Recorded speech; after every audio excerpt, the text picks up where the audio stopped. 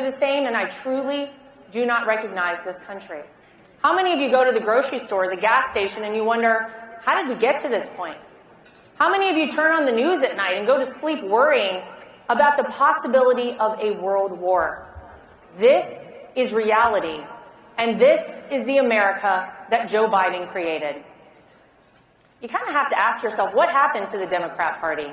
It's a party that once stood for the working class, for women, for equal opportunity, and now seems to stand against all of those things. This is a party that has thrown away all of the values and foundations upon which our country was built, and instead embraced a platform that seems to consist of two tenets: wokeness and a burning hot hatred for the one man they never saw coming, Donald J. Trump.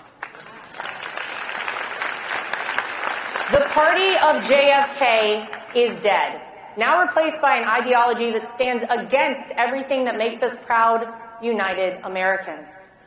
When our founding fathers wrote the United States Constitution and the Declaration of Independence, they used the ideals of equality, freedom, and our Judeo-Christian values as their guides, not socialism, identity politics, and a meritless society.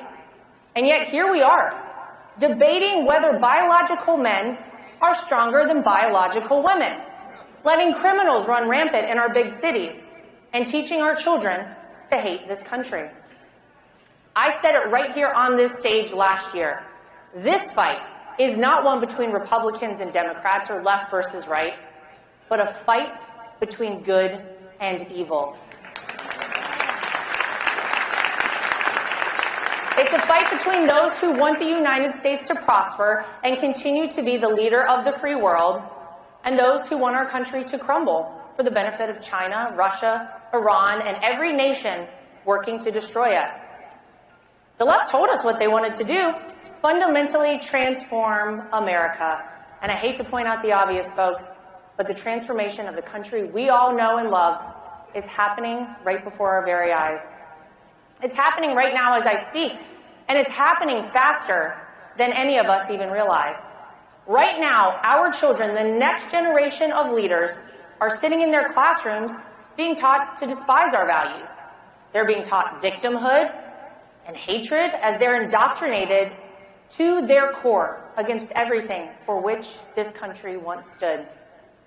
We all saw the atrocities in Israel on October 7th.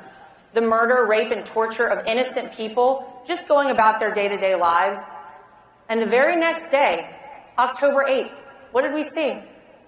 College students across America supporting the very terrorists who committed those despicable acts of violence. That's right, our own children here in the United States of America are still rallying and protesting across the country in support of Hamas, a terrorist organization who would love nothing more than to wipe Israel and the United States totally off the map. One thing is clear, ladies and gentlemen. The next generation of Americans is currently lost. Their futures and the future of the entire country hang by a thread. Now, we've all heard it before. People say it every 4 years. The next election is consequential. The very future of the country depends on it. But this year, this November, the future of our country truly depends on it. It's not hyperbole to say that your vote this November decides what becomes of